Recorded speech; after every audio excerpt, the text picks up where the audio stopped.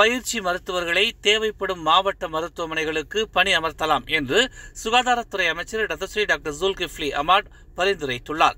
மருத்துவமனைகளில் நிலவும் மருத்துவர்கள் பற்றாக்குறையை சரி செய்வதற்கு உரிய நடவடிக்கைகளை எடுக்குமாறு சுகாதார இயக்குநர் டாக்டர் முகமது ராஜி அபு ஹசானுக்கு தாம் உத்தரவிட்டுள்ளதாக அவர் தெரிவித்தார். நாட்டில் மொத்தம் 147 பொது மருத்துவமனைகளும் 3000க்கும் மேற்பட்ட சுகாதார கிளினிக்குகளும் உள்ள நிலையில் அவர்களிடமிருந்து புகார்களை பெற்றுள்ளதாக அவர் கூறினார். கெடாவில் உள்ள ஒரு பொது மருத்துவமனையில் மருத்துவர்கள் பற்றாக்குறை, ஆதலால் சிகிச்சை வழங்க இயலவில்லை என்று அறிவிப்பு வைத்திருந்த செய்தி அதிர்ச்சி அளித்ததாக அவர் கூறினார். சமூக ஊடகங்களில் இத்தகவல் வைரலானது குறித்து கருத்து தெரிவிக்கையில் சுகாதார அமைச்சர் இதனை குறிப்பிட்டார்.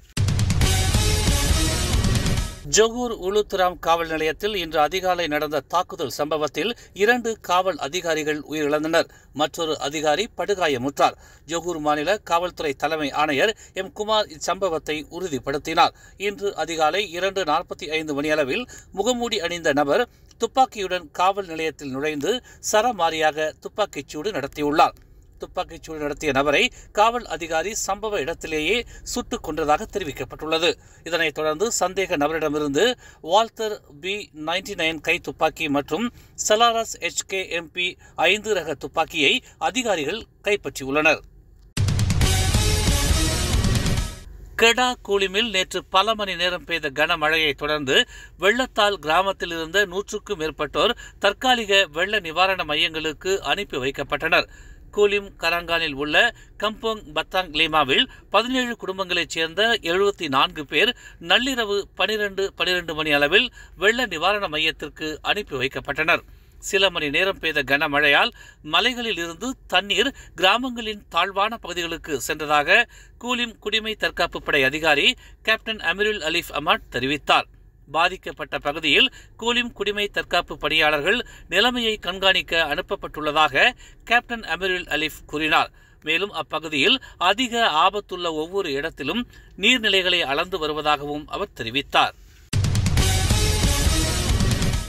சிங்கப்பூர் பிரதமராக பதவியேற்ற லாரன்ஸ் வோங் தமது அதிகாரப்பூர்வ பணியின் முதல் நாளான நேற்று மலேசிய பிரதமர் டதஸ்ரீ அன்வார் இப்ராஹிம் உட்பட இப்பிராந்தியத்தில் உள்ள தலைவர்களுடன் தொலைபேசியில் பேசினார்.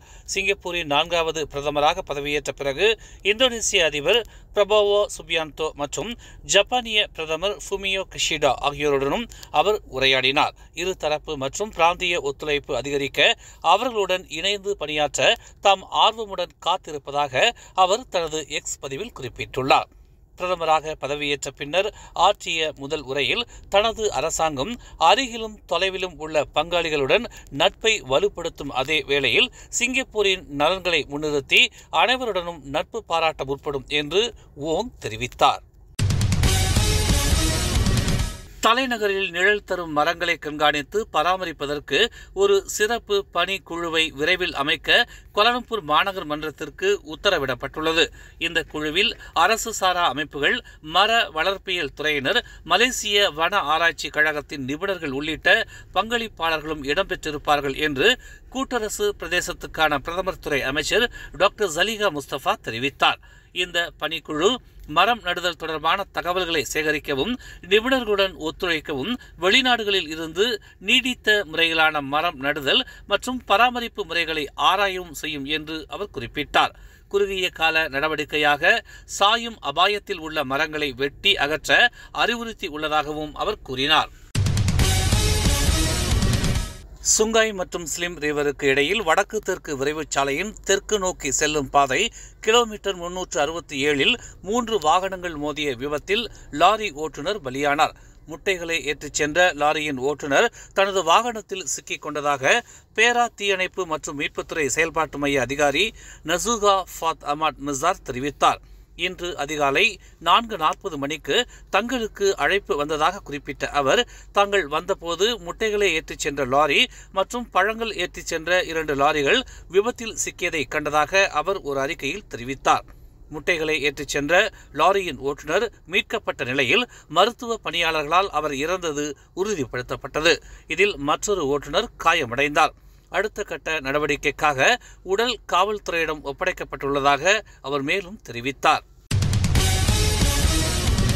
நம் சமுதாயத்தின் உரிமை குரலாய் உண்மையின் வாசமாய் மக்களுக்காக நாளும் மலர்கிறது தமிழ் மலர் நாளிதழ். சமரசம் இன்றி சத்தியத்தின் பாதையில் வெற்றி நடைபோடும் தமிழ் மலரின் இன்னொரு புதிய அத்தியாயமாய் தமிழ் மலர் செயலி இப்போது அறிமுகமாகவிருக்கிறது உங்களுக்காக. மலேசியாவின் ஆக சிறந்த தமிழ் ஊடகமாய் உள்ளூர் தகவல்களை உடனுக்குடன் தெரிந்து கொள்ள மலர்கிறது தமிழ் மலர் செயலி. விரைவில் எதிர்பாருங்கள். மேலும் செய்திகளை தெரிந்து கொள்ள தமிழ் மலர் நாளிதழை பாருங்கள். எங்களோடு இணைந்திருக்க மலர் டிவியை பதிவு செய்து கொள்ளுங்கள். உறவுகள் மகிழ்ந்திட விருப்பம் மற்றும் பகிர்வு சேவையை சொடுக்கிடுங்கள்.